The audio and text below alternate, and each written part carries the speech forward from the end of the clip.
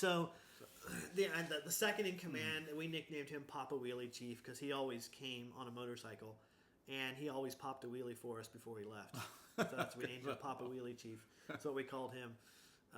And he did some amazing things with his motorcycle. He brought us a couch one time on a motorcycle. 3 guys and a full-size couch on a motorcycle. It was quite impressive. Really? Yeah. That's actually, I don't know how you do that. I don't know how they did it either, but they did that. And so, go ahead. No, you kind of the question. Oh, no, I was going to say, no, go back to I interrupted you a little bit when you were talking about back to the first location. Yeah, so when we went back to the first location, at this point, there was still all 17 of us were there. Mm-hmm. And, there was, people were discouraged. Mm-hmm. Once again, I tried to do my job of encouraging people. But I did get accused of some interesting things. Some people accused me of enjoying being in the gangster camp because I always tried to stay positive, which that wasn't really true. Yeah. But I just tried to shrug that off as them just simply having a bad day. But one thing, and so maybe some of you watching here are wondering, well, did you ever get discouraged? Mm-hmm. The answer is yes, I did. I did get discouraged. I remember the one day in particular was probably the most discouraging for me was. Well, one day I came down with a stomach flu, and I was flat on my back for about 2 days, and that was quite discouraging. That was a long 2 days. But the biggest, most discouraging time for me was the days leading up to my sister's wedding, because I knew that she was getting married on November 22, I think is what it was. And we knew some of the people that had been kidnapped, they had wristwatches, so we could keep track of the days. No, they did let them keep those. So we could keep track of the date, the days, so on and so forth. We didn't have to scratch marks on the wall or something like that. And so I knew that November 22 was coming up. And I was planning to go back for my sister's wedding. And I remember in talking about that, there was 2 flights from Port-au-Prince to the United States per day. One in the morning, one in the evening. And so I knew that to get back there in time for the wedding, I had to be out of gangster camp. Humanly speaking, to be back there in time for the wedding, I had to be out of gangster camp the evening before she was supposed to get married. That evening came, and I was fully expecting God to do something that evening. I really was. Yeah. And he didn't. He didn't do anything that night. We were still there the next morning. And I realized that it was physically impossible, humanly impossible for me to get there. God could still do it. Yes, he could. But it was impossible for us. And I remember that was an extremely discouraging day, just simply thinking about them getting married, me not being there. Even today, when I look at my sister's wedding pictures, I still... it still hits you. It hits you because in the pictures where she's standing with her brothers, there's 2 brothers instead of 3. Yeah. I remember seeing that for the first time, and it just hit me once again just how it was. Yeah, it was a rough time for me down there. Yeah. But one thing I did notice is even when I was discouraged in those days, God never allowed everybody in the group to be discouraged. Those days where I was discouraged, somebody who had been discouraged the day before was feeling very encouraging, and they kind of they helped keep the group's morale up. So eventually we got moved back. Once again, about 6 weeks into it, we got moved back to the first location. And it was actually the evening of my sister's wedding, I believe it was. It was the evening of my sister's wedding, I think, that we got moved back to the first location. And we got back there, and the next day, the next afternoon, Matt told some of the guys in the group that he had an infection in his leg. Apparently he had something like this before, an infection in his leg. I don't remember what it was called, but he said that it had happened to him one time here in the States. He had to go to the emergency room for that infection, and the doctors had told him that he had, it's a good thing he had come in so soon, because with that kind of an infection, you had about 16 hours to treat it, or else it could become life-threatening. And so we were still in the gangster camp here, and so we told the leaders. Let's see, how was it? We told Ping. Ping told Mackinson. Mackinson told Papa Wheelie Chief. Papa Wheelie Chief stopped in to look at it. Then he called Beanie, or told Beanie, and then Beanie stopped in to look at it. And then Beanie, I think, went and talked to the leader of the gang who was in prison. I think is kind of how it worked. Kind of went through Asking him for permission to let Matt go, because we told him that he's in serious shape and he could die. He could very well die if you don't let him go. And they agreed to let to let Matt and Rachel leave. No, okay. But the amazing thing is that throughout our time there in gangster camp, people did get sick. It was amazing how God kept us healthy for the most part, but there were times when people did get sick, and we didn't have anything to treat it. And this was one of those situations. We had nothing to treat this infection. And so we spent probably most of that afternoon praying for Matt. And what we found so they got released that night. They went back the gangsters took them to a priest that they knew, and then the priest took them to the embassy. The embassy flew them to a hospital in Cuba. Oh, so they never did go back to the mission. No, they never did. They go got back released. To the and base. When they got released, they had a choice of going back to the States or going back to the camp base. They could choose. Oh, okay. And I think Matt and Rachel chose to go back to the States. Yeah. But first, they flew him to a hospital in Cuba to take care of this infection in his leg. That's interesting. When he got to the hospital, he was 100%. There was no infection in his leg when he got to the hospital. Wow.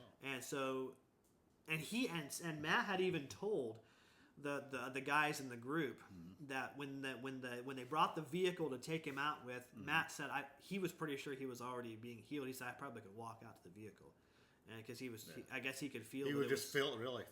And this was just from our prayers. Yeah. But we said no. We said just pretend like you're still sick. Yeah. And we'll carry you out. Just this is your chance to get out. Yeah. Get out. You and Rachel get out. Yeah. So they did. But the thing for us in gangster camp, we didn't know what had happened to him. We asked the guards what happened to him, and we heard 4 or 5 different stories. One guard said that they were back at the camp base. One guard said they got taken to the embassy. One guard said they got flown back to the States. So we didn't know. So you didn't know we didn't know where they were. Yeah. It was a situation where we just had to trust that God had gotten them out. That they had got out, and that God had taken care of them that way. Was it the U.S. embassy that flew him to Cuba? I believe so, yeah. Okay. Or the U.S. or the FBI or something like that. So why didn't they fly him to the States? I think Cuba was closer. Oh, okay, and they just wanted to get him to medical a hospital. attention right away. Okay. Yeah, exactly. But he didn't need it because the great physician had taken care of that. Healed him as far as that goes. And another story about something that happened where God healed. That just was amazing to me. I remember one night we were sleeping, and what turned out to be my future wife. We obviously weren't married at that time. But that's a whole other interesting story. She woke me up, and she said that her younger brother was burning up with fever. And he was sleeping right beside me on the same mattress. And when she woke me up, even though I was a little ways away from him, I could actually feel just the heat emanating from his body. And his mom had given him some equivalent of ibuprofen or Tylenol before he had went to sleep, and had done nothing because he hadn't been feeling very good the evening before. But he had done absolutely nothing, and she couldn't give him any more. She'd given him the max amount that you're supposed to give somebody of that. And so once again, all we could do was just pray. So me and his sister and his mom, we just gathered around him. We laid our hands on him and we started praying. And in the Bible, you read stories about God healing people, and it's that's probably one of the hardest things for some people to grasp is why God chooses to heal in some situations and not in others. Yeah.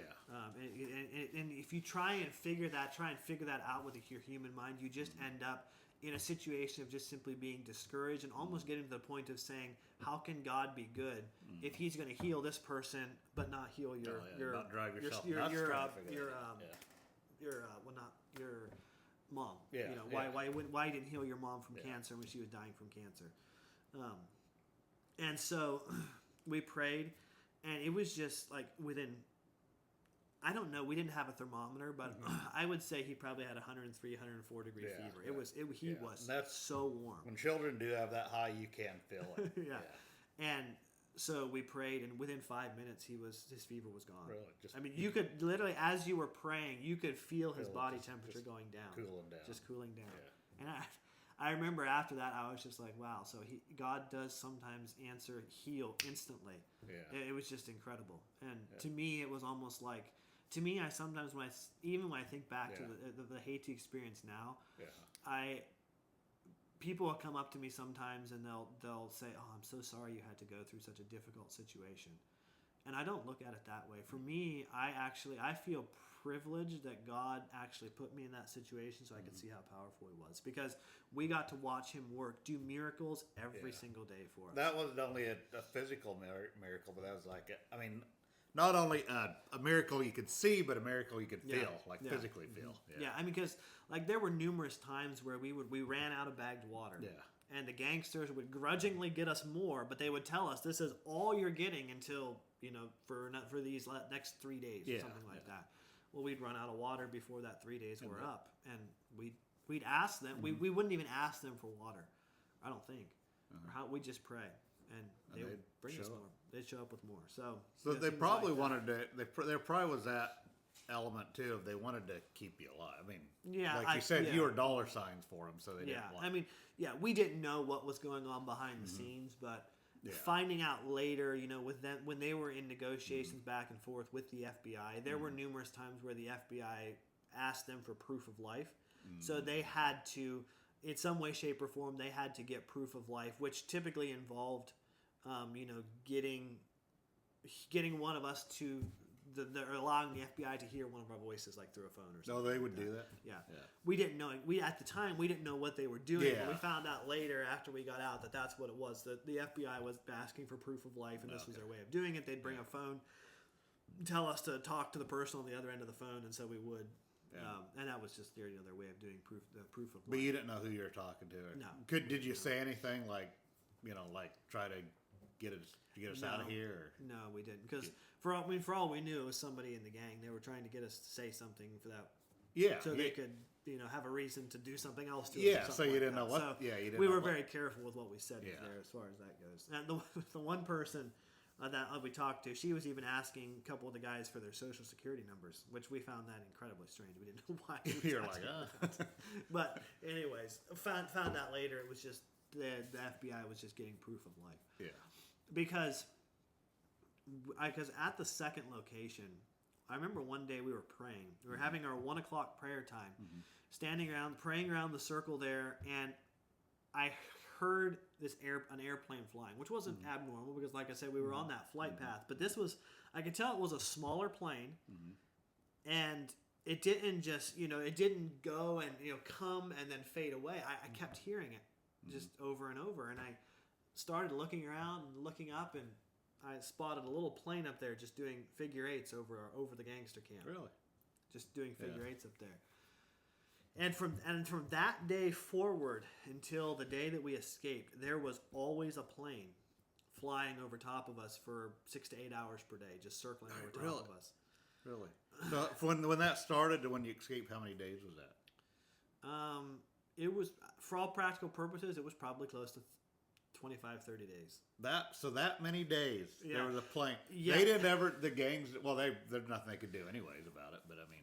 Well, we weren't sure about that because the thing is, the words like planes, helicopter, army, that kind of stuff, the gangsters couldn't speak a whole lot of English, but they did know those words. Oh, they did know those. So we nicknamed the planes as well. So we could talk about the planes without them knowing what we were talking about. Yeah.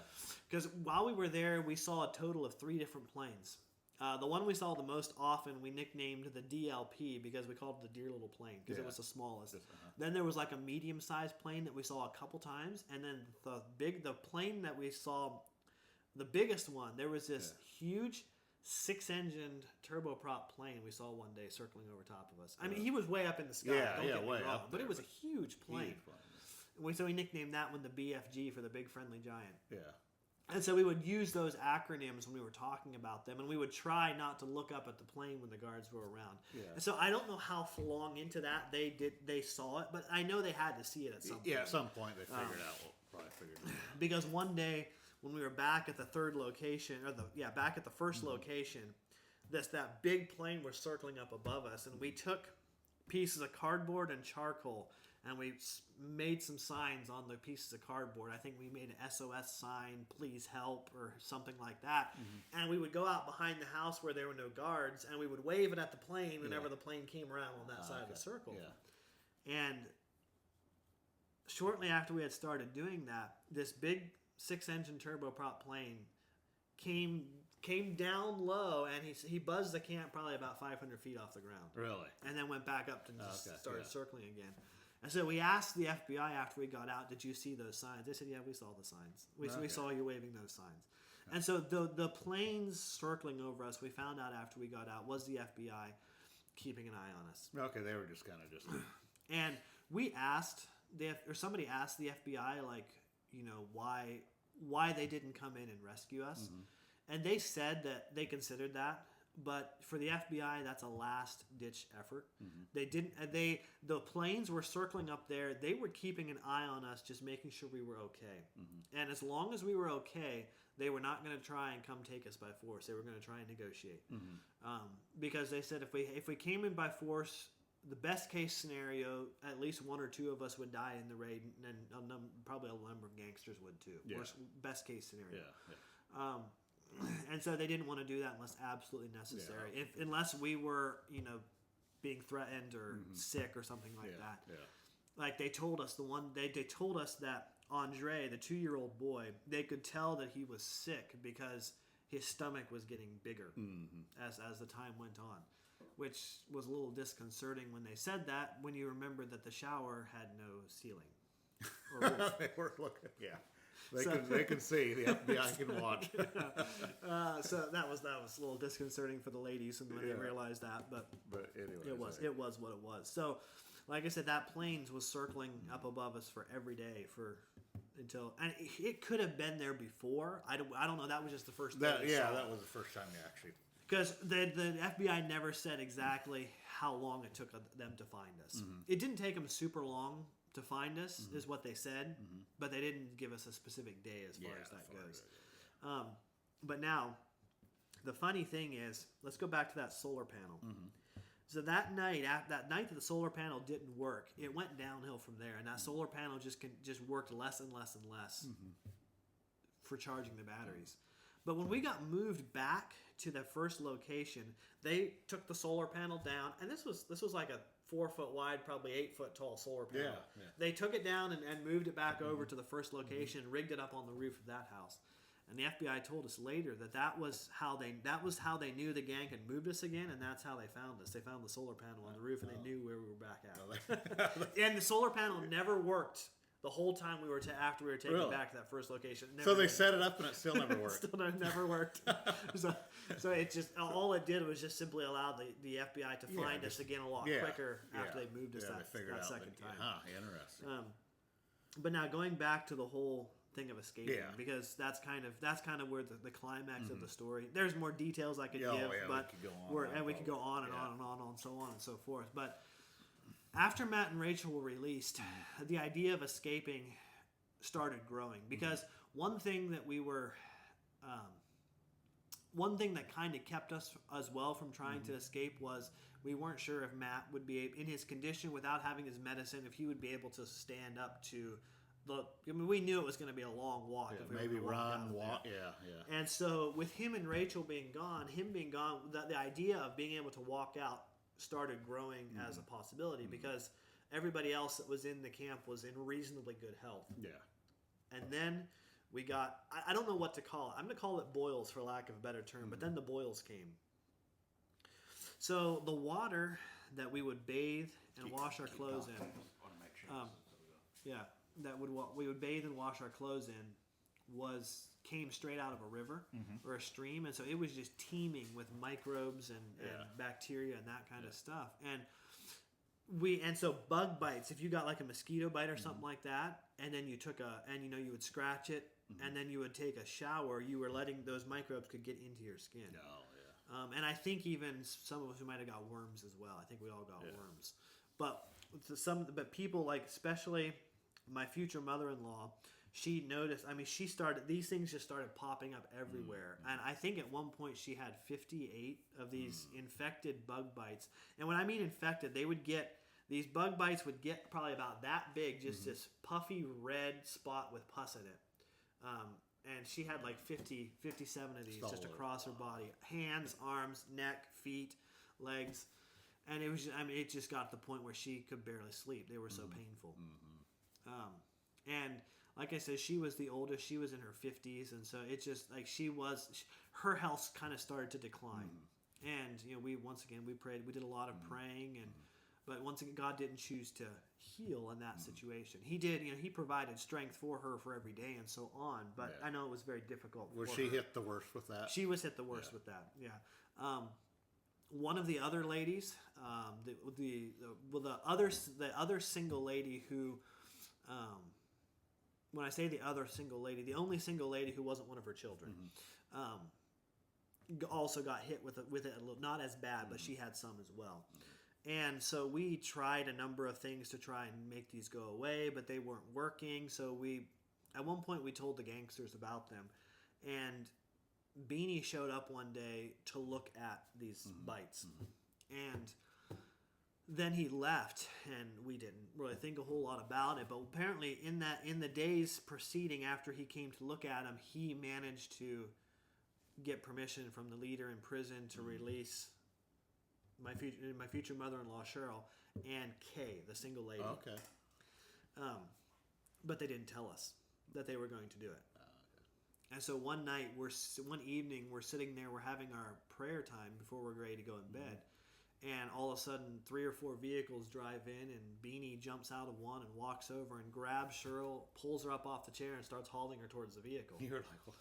And we're like, what's going on? And they were not. And the thing is, she had, like I said, there were 5 children with her in gangster camp. Yeah. Her youngest was 5. And he was very... He was, especially as time went on, he got more and more where he would barely leave her side. Yeah. And they were not planning on taking him. And this was when I had that stomach flu that I referred to earlier, and so I was inside when all this happened. I didn't actually see it happen. I just heard it. Oh, okay. But I heard the vehicles drive in, and then people started yelling. Sam was commanding them to stop in the name of Jesus.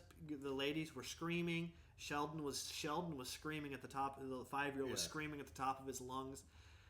I didn't know. It sounded like a war zone out there is what it sounded like to me. And so, like, they were not planning on taking him. But to his credit, fear will do amazing things in a person. There were 3 gangsters trying to hold Sheldon away from his mom, and they were not being successful. Somehow Sheldon managed to make it to his mom out of 3 grown-up gangsters. Yeah, right? Trying to hold this child. And so, anyways, long story short, things finally calmed down, and Beanie left, made a phone call, came back, and said Sheldon could go with his mom. Now, there's more details to it, but that's the long story. And so, Sheldon and Cheryl and Kay left that night. And so that left 12 of us there.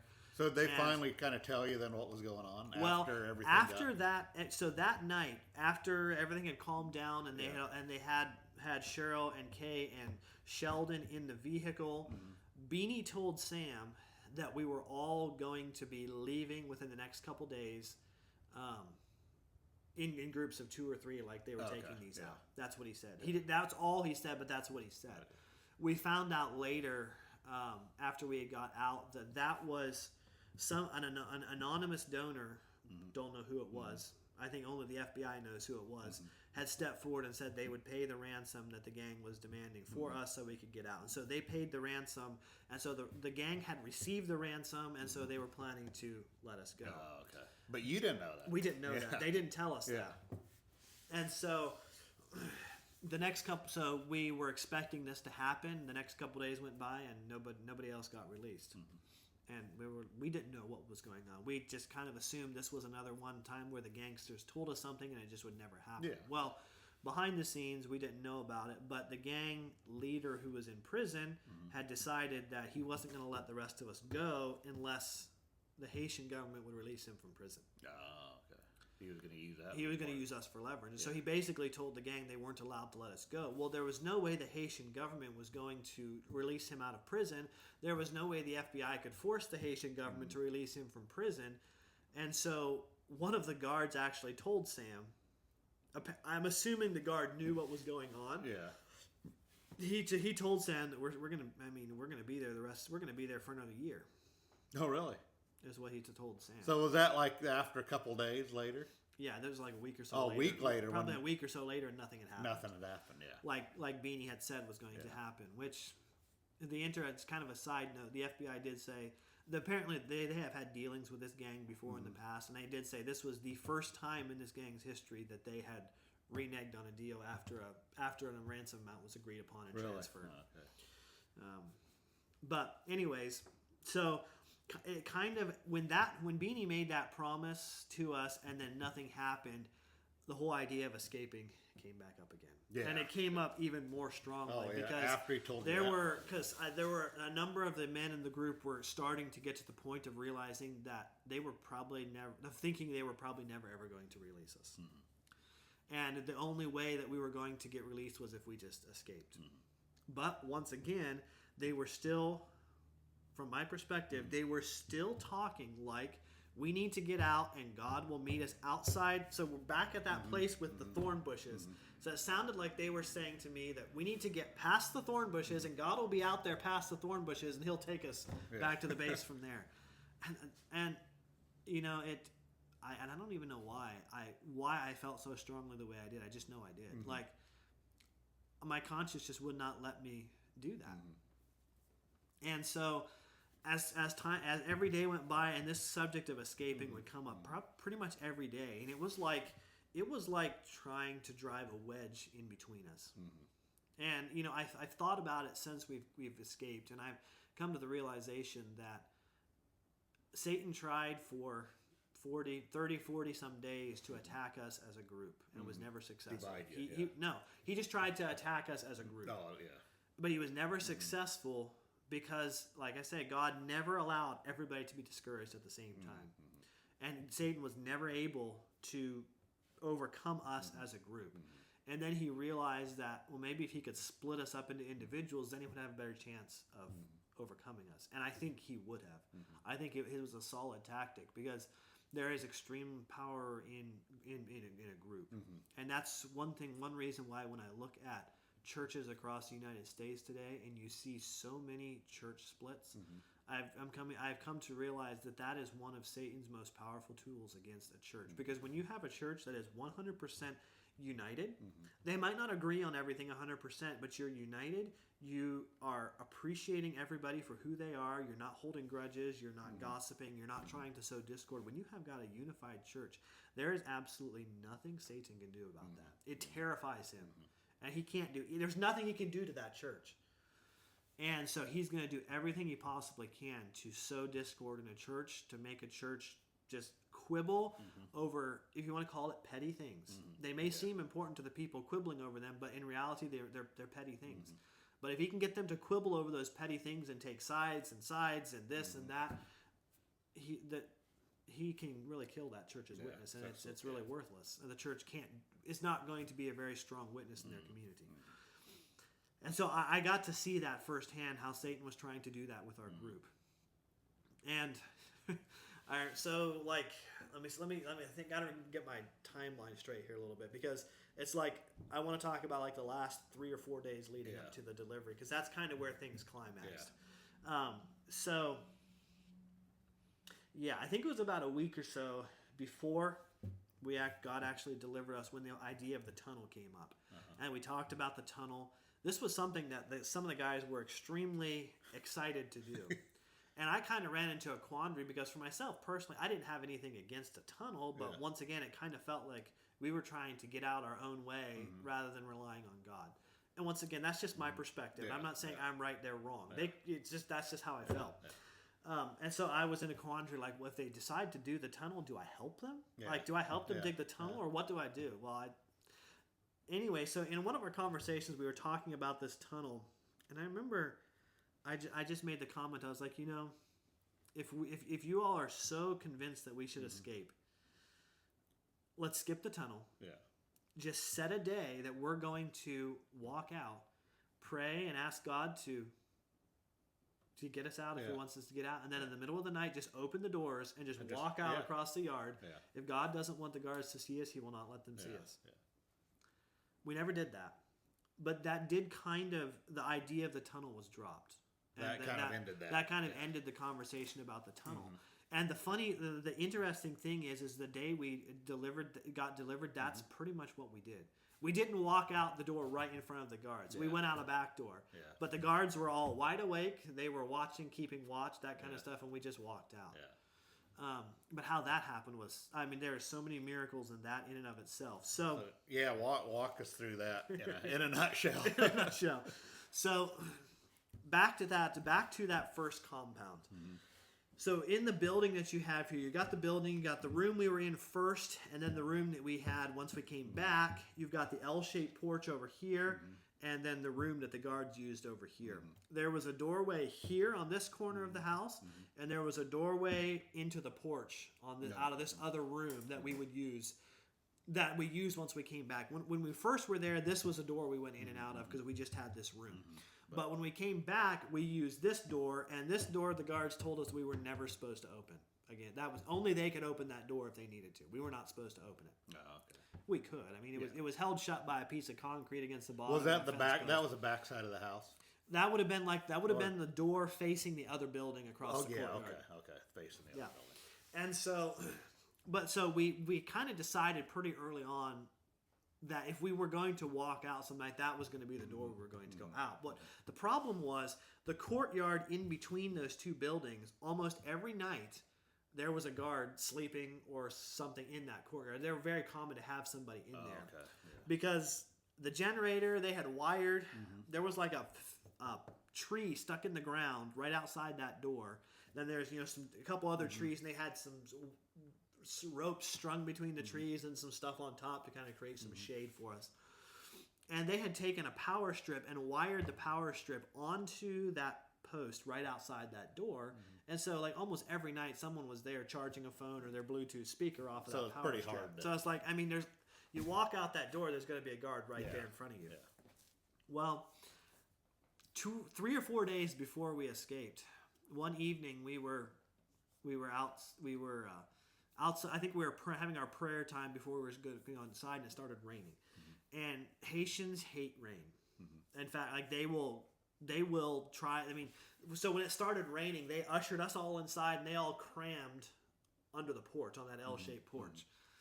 And it rained. I have never seen it rain so hard in my life. It just poured. So we're inside the house there, and somebody is like, maybe we should escape tonight. All the guards are on that porch. If we would go out this door, that's the opposite direction from the house, we could probably get away. So maybe we should escape. Now, it would have been a sloppy walk because it was it rained. The next morning, that courtyard had about 6 inches of water covering it. It was so much rain. But like I had said earlier, we had decided that we were not going to go unless everybody was in agreement. So we went around the circle asking everybody how they felt. And there were 3 people, I was one of them, who were against the idea of escaping that night. And somebody, they wanted us all, they said, be honest, share your honest feelings. There's no pressure, but just share your honest feelings. So I shared my honest feelings. And then the next morning when we woke up, and I overheard somebody make the comment, they said, we missed our chance to escape last night. Yeah. And I just was like, yeah, no pressure. Exactly. I didn't say that. That's what I thought. But yeah. And so I knew that with the fact that I had been so strongly against it that night, I knew there was going to be a conversation amongst the group at some point, and I wasn't really looking forward to that conversation. And it happened about 1, 2, 3 o'clock that afternoon. Yeah. And I don't remember all the details of that conversation, but it ended up by one of the guys looking at me and saying, "Austin, I just don't understand you." And that was his exact words. And I wanted to tell him, I don't understand myself exactly either. I didn't know why I felt so strongly that we were not supposed to escape. I just knew I did, and I could, and my conscience would not let me do otherwise.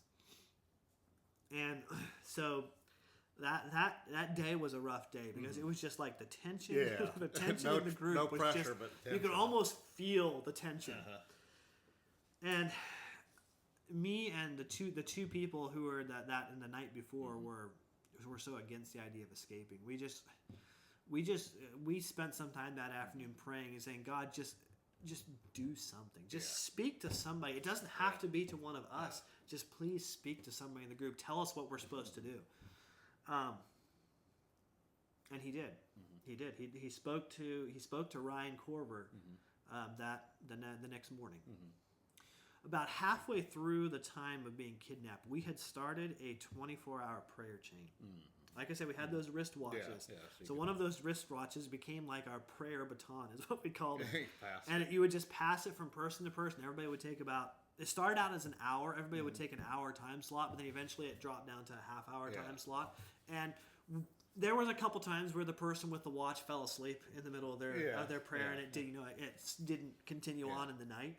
But we tried our best to keep that going, till the day we escaped. And so this morning, Ryan Corver, he was the one, it was his turn to pray. And instead of, going off in a corner of the compound, because when we came back to that second location, they would let us walk pretty much anywhere inside that thorn, the bushes. Oh, right. Okay. So we couldn't just be we could be on the other side of the houses. And so was there like a driveway that came in from the road? Yeah, the driveway came in from this way. Here's this house. They said that was Satan's house. Here's our house. There was a footpath that went off this direction and a footpath that went off that direction of the compound. And so, anyway, so instead of going off in a corner to pray, Ryan just decided he was just simply going to walk around the compound. So he was just walking around the houses while he was praying. And while he was doing that, his wife was on the porch combing one of the girls' hair with a plastic fork. And if you want to challenge, try combing long hair with a plastic fork. It was fascinating to watch. I was impressed with how the ladies were able to comb hair with a fork. They did it. But anyways, his wife was telling the girl whose hair she was combing a story about Ryan's cousin. And the story about Ryan's cousin, his name is Grant Bontrager. If anybody knows Grant, I don't know if you know Grant Bontrager or not. But long story short, Ryan's grandparents, I think is what it was, had 3 mentally handicapped children. They had like 9 children total or something, but 3 of them were mentally handicapped. And they had to take care of them. They had to raise them. And it got to a point where they weren't able to do it. And so they put those 3 girls in a like a living home for mentally retarded people, or mentally handicapped. I don't like to use mentally retarded, but mentally handicapped people. And when they were in that institution, one of the staff members raped one of these mentally handicapped girls and got her pregnant. And this would be Grant's mom. Really? Yeah. And so when the doctors found out about this mentally handicapped girl being pregnant, they told Ryan's grandparents, they said, you should abort this baby because there is a very high chance this baby is going to be mentally handicapped as well. So you should abort the baby. And Ryan's grandparents, they were Anabaptists. They didn't believe in abortion at all. They believed it was wrong. But this was, it was a big thing for them because they had raised 3 children who were mentally handicapped, and they knew the kind of work, effort, and energy it took. And the fact that this baby would very most likely be the same kind of take the same kind of time, effort, energy, and care, like the pull to do that abortion was very strong. But his grandparents made the hard choice that no, we're going to let the baby be born, and if it's mentally handicapped, we'll just take care of it like we did our children. And the baby is perfectly normal as far as that goes. Not mentally handicapped at all. And so Ryan was hearing his wife tell this girl the story, and every time he came around, he would hear bits and pieces of it, and he was thinking about that story and praying, and he realized that his grandparents, they had a choice between doing the easy way or the hard way, and they chose the hard way. and he realized that God, he felt like God was kind of telling him, you have two choices. You can stay in gangster camp, which is the easy way, or you can just walk out tonight and take the hard way. Yeah. And so he felt like God was telling him that he needed to take his family out tonight. Mm-hmm. And so he shared this with the group at our 1 o'clock prayer time. Yeah, okay. And once again, we went around the circle. They wanted everybody to give their opinion. And if you ask Ryan about that, he would tell you that I was scared to hear what Austin was going to say. He didn't want it. He was sure. But the amazing thing was, I was 100% at peace with it. Did he say? Did he at that point? Did he say the plan? So no, well, he told us the story about the short version of the story about his cousin Grant, and told about his grandparents making that hard decision, and him hearing from God that God wanted him to take the hard decision tonight and take his children, his family out. Yeah. He said, "We're leaving tonight. Anybody who wants to come is welcome to come with us. If you don't want to, you can stay." Yeah. That's basically what he said. But the amazing thing is that everybody. Me and the other two people who had been against it the night before or 2 nights before, we all felt 100% at peace about it this time. Yeah. And so finally we were all unified together. Mm-hmm. We were going to walk out tonight. Yeah. And I appreciated, and probably the thing that made me the most comfortable or made me comfortable about it was Ryan said, God said, I want you to take your children out tonight. Mm-hmm. But he said, I don't want you to do a whole lot of planning. I just simply want you to have faith and just leave, and I will take care of everything. So that kind of, and I was like, I was so grateful to hear that, because that was what I had been wanting all along. That's just, what you were wanting. Let's believe God and let's just let Him do it. We don't have to do anything except follow. Yeah, we're not digging a tunnel. Yeah, and and maybe the people who we're talking about this, the blind step of faith. I mean, maybe they think that maybe the blind step of faith is, us just walking. It could be. I don't know why it was what it was, why it worked out this way, but this is just how it did.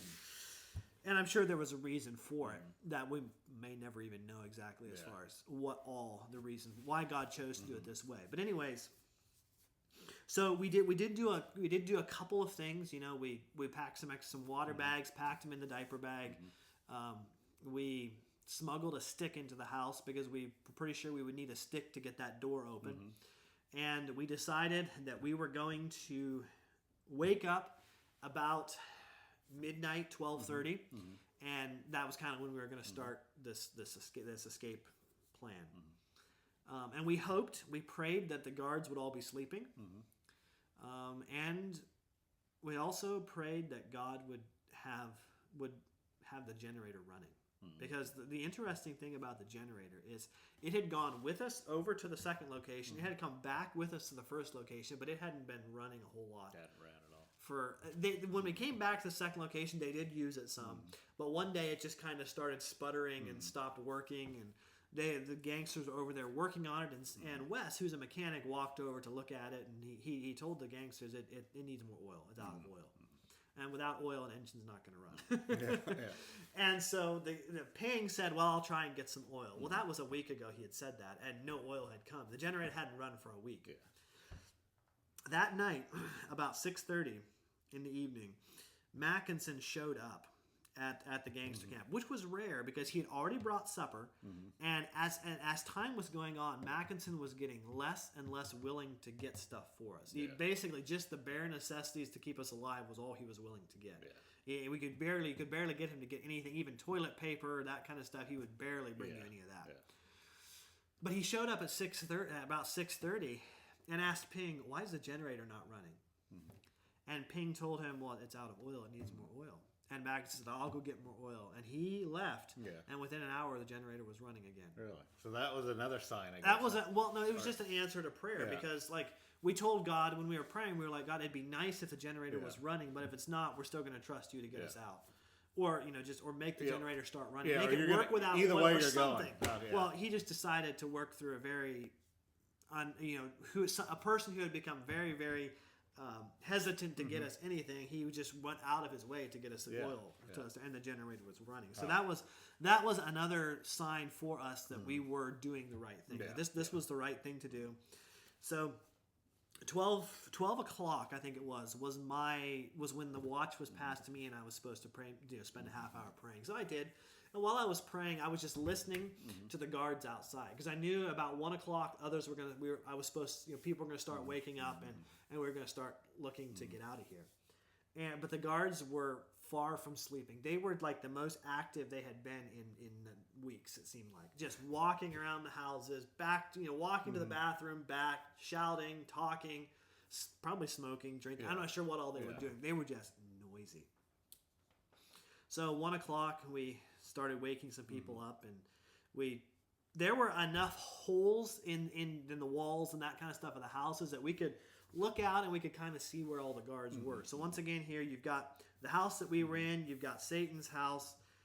The guards were all in this clearing right over here. None of them were in this courtyard. Okay. The night it rained, when there were 6 inches of water in the courtyard, that power strip was under the water. So when the water dried down, they unwired that from that post, took it around and wired it on the other side of the house, by the porch there. And so that was another, just the way God worked to move that over there. So there was no reason for anybody to be in the courtyard. And the evening before, when we had been having our prayer time and singing, we had moved all of our chairs and couches over to that clearing on that side of the house to hopefully encourage the gangsters to keep them there that night, rather than bringing them back into the courtyard. Because they had brought us a couch, a love seat, and the gangsters would sleep on those at night when we were inside. Yeah. So you moved everything to the front. We moved everything to the front. Yeah. And our goal was to go out of the door, go back behind the row of bushes, and then we were going to go northwest was the direction we were going to go. So we would actually have to walk along the edge of the gangster camp where the guards would, but we were going to be hopefully behind this row of bushes. Yeah, on the other side of it, Because from our camp, we could see a mountain formation in the distance, and Sam and Wes recognized that mountain formation, and they knew roughly where it was. They knew that there was a major highway that ran between Haiti and the Dominican Republic that went right past that formation on the mountain. It was like a limestone quarry, so you could see it. It was quite bright white, and even when it was dark, you could see it because it was white. And so that was kind of where we were headed. Sam and Wes figured that if we could get to that highway, we would probably be out of the gang's territory and safe. So that was the direction we were going to go. So back to 1 o'clock here of that night. The guards they are so active. And some of the people are like, well, does that mean we're not supposed to escape tonight? Is this God telling us we're not supposed to escape? And the funny thing was, to me, is so before I had been so hesitant to escape, but now I firmly believe God wanted us to escape tonight. And so I was doing everything I could to encourage people. Let's keep moving forward with this. But we decided to just wait. We said, well, let's just wait. We figured we had till about 3 o'clock in the morning before we had to either be out or decide we're not going to do it tonight. And so we said, let's just wait, see if the guards quiet down maybe. So some people went back to sleep. I stayed up for the rest of the night as far as that goes. And the guards were not quieting down. They weren't quieting. Yeah. The thing is that stood out to me is Wes heard one of the guards say something. And I've realized when Wes told us what he heard the guards say, I realized probably why the guards were so antsy that night. Wes heard one of the guards say, as he walked past from the bathroom to where the guards were, he heard him say, "I feel God tonight." And so I'm firmly convinced that, once again, it goes back to that question of what did the gangsters see? Yeah. Obviously, they felt something that night because restless, they were restless. Yeah. And the only reason I can think of them being restless was the fact that God was there. And the Bible tells us that evil and good they don't mix. Yeah. God and Satan don't mix, and they're at war with each other. Yeah. So naturally, if God's here with his angels, Satan and his demons are going to feel uncomfortable. Yeah. It's long and short. Yeah.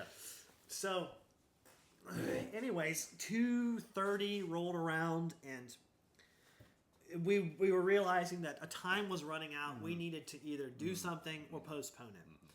finally we decided, okay, we're going to see if we can get that piece of concrete away from the bottom of the door. So remember, there was a big chunk of concrete rolled against the bottom of the door. Then there was I think it was a 4x4 or a 6x6 fence post that was leaning against the top of the door, kind of wedged into the ground there. That was what was keeping that door shut. Okay. So there was the door was made of 2 strips of OSB with trim boards nailed around the edge and then trim boards down the center. Well, those trim boards had either rotted out or come off or something like that. I think they were rotted out for the most part. So there was actually a hole there where we could push the stick through and shove the piece of concrete away. So we did that. Yeah. And the concrete rolled away from the door probably about 3 feet and stopped. Then there was one of those trim pieces in the middle of the door. Brandon, which would be my now wife's younger brother, who was still there. He noticed that the trim piece was only being held on by one nail. So he's like, he figured he could probably pull it off to give us more room to work that stick up. And because our goal was to get the fence post off the door, like push it back away from the door enough that we could open the door, somebody could slip out and then pull the fence post away the rest of the way. And so he thought, it'd be easier to do that if that trim piece was pulled away. So he pulled the trim piece off. And it came off, but it came off with a loud pop. Oh, yeah. And we just froze. Did the guards hear that? So we're there. At this point, all 12 of us are standing right on the other side of that door. Yeah, we've got the diaper bag. We've got bags of water stuffed in our pockets. The guys do. Yeah. Shoes are all on. Yeah. We're ready to go. Yeah. And one person was down there. They were looking through the crack in the door to see if anybody had heard that and if anybody was coming there. And all of a sudden, whoever it was, I always thought it was Courtney, which would be my wife's younger sister, but somebody said it was, but other people think it was somebody else. It doesn't really matter who it was. But they were looking out there, and all of a sudden they turned around and they said, "Ping, Ping is standing right outside the door." And we all turned and just leapt for our beds because we were sure he was going to just come in the door. That piece of concrete's 3 feet away from the door. Yeah. Surely he's going to just push it back up against the door and then come around and just give us what for pushing that piece of concrete away. But he didn't. He stood there for, once again, it felt like hours, but it was probably only about 30 seconds to a minute. Yeah. Just stood there looking at the piece of concrete. I never actually saw him, but the person who saw him said he was standing outside the door. He was holding his pistol in his hand, looking at where the concrete used to be, frowning. And after standing there for 30-some seconds, he turned and walked away and did not do anything to that piece of concrete. Then, okay, so I couldn't believe the next part that happened where the people that were so into escaping, they were like, well, maybe God's not wanting us to escape. And I was like, are you serious? He didn't see the concrete. That's him telling us that we need to go. We need to go. So we waited about 15 more minutes to see if the guards would quiet down. They didn't. After 15 minutes, we used that stick to push the post away enough that Wes could get out.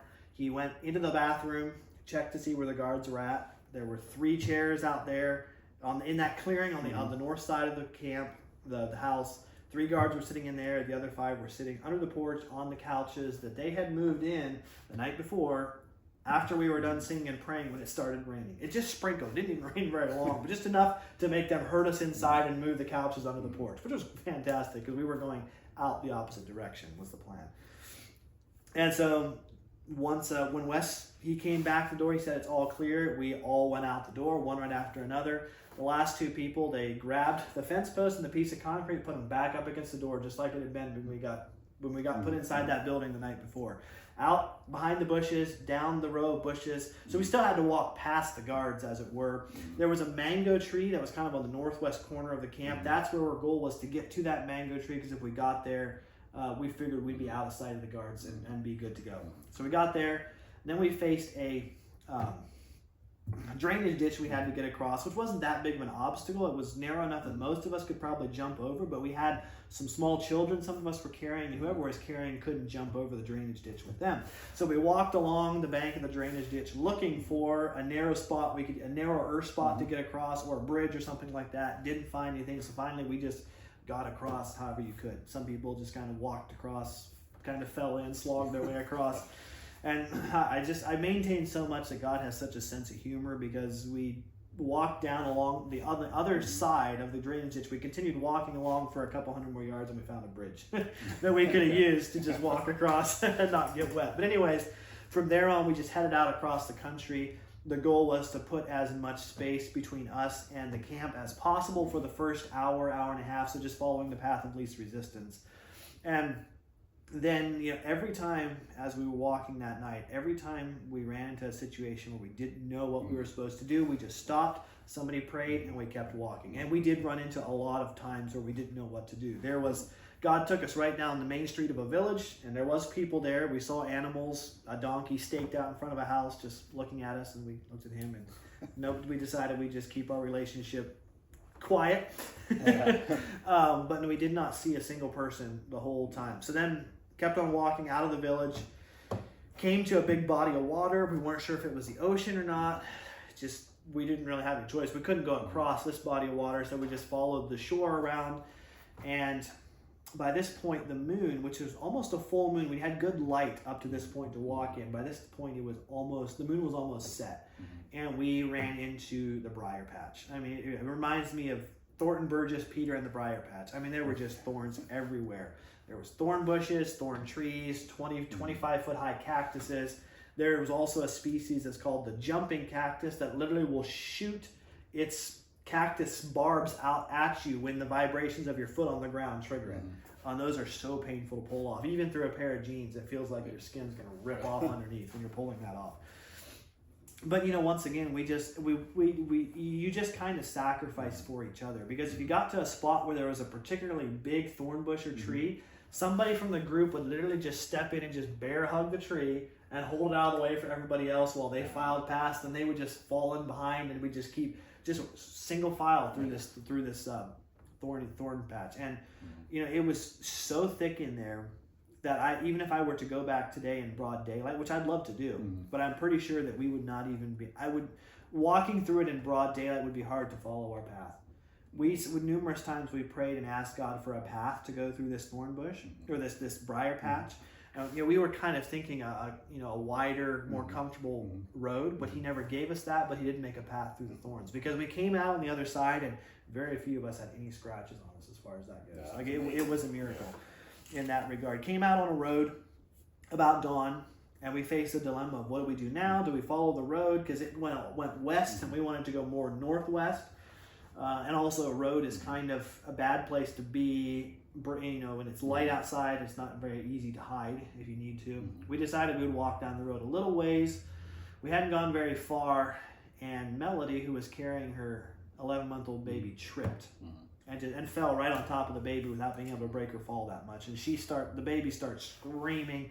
We're all just sure she's hurt bad, and we were afraid Melody was hurt bad too, because it was a pretty violent fall. But thank the Lord, they were both okay. I think Melody did twist her knee a little bit, but she was able to keep walking. Laura was just rudely woken up. That was what she was screaming about. But now we're on this road at 6:30 in the morning with a screaming baby, and not very, what you would call, very, very conspicuous for 12 white Americans to be, or 12 white people to be standing on a road in gangster camp, 6:30 in the morning with a screaming baby. One of the guys had ran down the road a little bit, and he came back and he said, hey, there's a cow trail or something like that takes off to the north. Let's get on that. Laura can stop crying, and then we'll decide if we need to get back on the road and keep walking or just stay on that cow trail. So long story short, we decided to just stay on that cow trail. And at this point, I was last in the group, and we hadn't been on that cow trail for much more than about 5 minutes, and 2 vehicles went past on that road where we had entered. Couldn't see them, don't know who they were, but I mean, God didn't want them to see us, whoever it was. So kept on following that cow trail, and eventually we were just hiking across country until we came to the hill, like a crest of a hill that overlooked a little bit of a valley before there was that road that we were aiming to get to on the other side of the valley.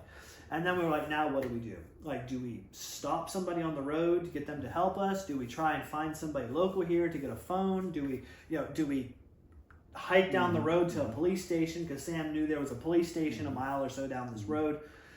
But at the same time, this is Haiti. You turn yourself into the police. He was afraid they might just turn you back over to the gang for all he knew. Yeah.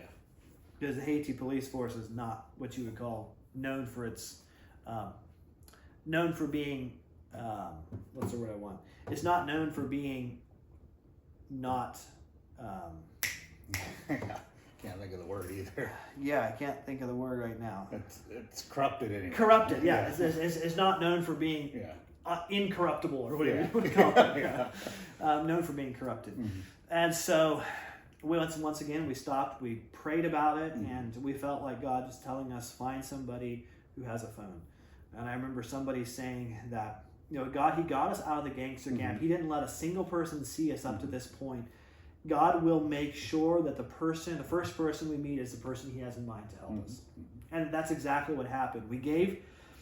Sam and Wes, we gave them the assignment to go find somebody because they spoke the best Creole. The rest of us pulled back over the crest of the hill and sat down and had our morning prayer time while Sam and Wes went off to find somebody to help. They walked down the hill, down into like a little grove of trees, and they were coming up out of the grove of trees, and they saw a man walking towards them. And if you asked Wes about this, he would tell you that when he first saw him, his heart sank. Because one thing we noticed was the gangsters all wore these black rubber wristbands on their wrist. Beanie's whole forearm was covered with these. And most of the other gangsters would wear varying numbers of them. The man walking towards them had one or two of those on each wrist. And Wes was just sure he was a gangster. Turns out he wasn't. He was actually a Christian. And he just could not believe what the gang had done to us. So Sam and Wes asked him if he had a phone. He said no. He said, I don't have a phone, but he pointed towards a house maybe a quarter mile away and said, I know the people there. They have a phone. You can go ask them. So that's where Sam and Wes went. They got there to that house, and they said, do you have a phone we can borrow? And the people at the house said, yes, but there's no minutes on it. You can't call anybody. And here's another part of the miracle that came into play. So when the gangsters robbed us, and I found out later that Melody, I think it was Melody, or somebody had done this on purpose, but God allowed about 1,500 Haitian dollars to slip through the gangsters' hands, which is about $15 US. They hadn't seen it. They got put in the diaper bag, got secreted in the diaper bag, and made it through. And so we had this money. So Sam and Wes, they pulled $5 US out, said, would you be willing to go buy some more minutes and put it on the phone for us? And he said, you can keep the change for your trouble. He was more than happy to do that. So got on his bike, pedaled down, bought some more minutes, brought the phone back. Sam made the phone call to the director at the CAM base, to Barry, and Barry said, I'm on my way to get you. When Sam explained roughly where we were at, Wes came back to get the rest of us. He came up over the hill and he said, guys, Barry's on his way, let's go. So down we went, walked to the road, started walking down the road to meet Barry, and pretty soon Barry pulled up with another man from the mission there in 2 vehicles. We loaded in and headed back to the CAM base, and it was just an amazing experience all through that escape. And I remember at some point in our captivity time, I told somebody, when we do get back to the CAM base, if we ever do, we're going to get a small taste of what it's like when Jesus comes back the second time. And it did not disappoint. First person we saw when we drove into the CAM base was the person who turned out to be my future father-in-law. But he had not seen his 4 children that were still in our group. He hadn't seen them for 62 days. Yeah, that's... And so he was standing there, and he put both his hands up in the air, started jumping up and down and yodeling while running towards us at the same time. It was just amazing.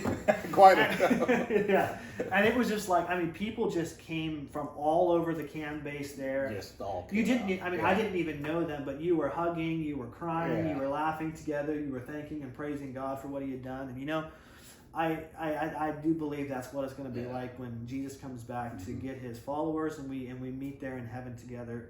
There's some songs we sing that say there's going to be no tears in heaven, and I don't think that's true. You don't believe that? Because the Bible never says that. The Bible says there's going to be no sadness or sorrow, but I do think there will be some tears. So there can be tears. I think there will be tears of joy when we meet some people, like when you meet your mom, for example, or my mom meets her real mom, for example. Both of you died of cancer. Yeah, and so that's a good, from there we went back. that afternoon, then we got flown back to Miami by the FBI. Flown back in a Coast Guard C-130, I think it was. Very interesting flight. Yeah. We got back there to Miami. We got, each of us that was over 18 got debriefed by the FBI. And one thing that we prayed about so many times in gangster camp was we prayed over and over that God would use our experience, our story, to touch people's lives. And we had no idea when we were in the gangster camp how that was happening or how he was doing it. We found out after we got out that Cam had put together an email that people from across the world could send in, notes of encouragement, emails, prayers to the families of those who were kidnapped. And there were emails, letters, notes from 50 plus different countries around the world that came in to that email address. And Cam had even put together a day where they set aside a day of fasting. Anybody around the world could fast for us, could join them in fasting and praying for us. And there was even an atheist from another country who sent an email in to let the families know he was fasting and praying on that day. An atheist. Wow. So God was getting, the story was impacting others. And we, even today, we will probably never know how exactly it impacted people. But I'll never forget, Sam's interview with the FBI lasted 8 hours. Wow. 8 hours. 8 hours. And he came back from that meeting and he was just beaming from ear to ear. He was like, I preached the gospel to those FBI agents. I had them in tears across the table from me. So God was even using our story to get to the FBI. I mean, the FBI told us, they said, this has never happened in history where such a large group of untrained individuals have escaped in such a perfect way as you did. Yeah. And I just remember thinking, well, we didn't plan it. God planned it. We just followed. So I suppose it would have made a difference if it was just one person in captivity for that long. Probably. The large group size was what made it so unique. Yeah, that's so unique. What would you say to, have you talked to other people that have been kidnapped since then? A few. I have run into a few people who have had situations of being kidnapped. Not a lot, but a few. So what would you say to them? Or what would you say to somebody that is being held hostage right now? Obviously, they're probably not watching. But or what would you say to somebody that could be someday? I would just simply say to somebody who's watching that's going through a really difficult time in their life right now, whether it's being kidnapped or something else, that the God that you read about in the Bible, the miracles that you read about in the Bible, he still does do those today. And it just simply, and the thing is, here in the States, sometimes we frankly don't need God because we have so much that we can do to fix our own problems that we don't need God. When you're in a situation where you honestly have nothing you can do, God says in the Bible, I'll supply all your need. And if you honestly can do nothing to help your situation and you pray, God will step in and do what he promises there. Maybe not what you want him to do, but he'll. It might not be how you think he should do it, but he will do something. It might take 62 days before he does it the way you think he should. Yeah. Well, thanks everybody for watching and listening. Very interesting story, and thank you again for coming on and sharing your story. My pleasure. Hopefully, it's a blessing to everybody that watches. I hope so too. And it's not. When people ask me to tell my story, and the thing is, I don't view this as my story. This is God's story. So you go tell the story to your neighbors. You tell it to your friends. Don't let this story has to get out. It's not my story. It's God's story. Yeah. Very good. All right. Well, thanks again, and we'll look forward to maybe another part 2, or maybe more details later or something. So. Who knows? We'll see. Yeah. All right. Thanks again.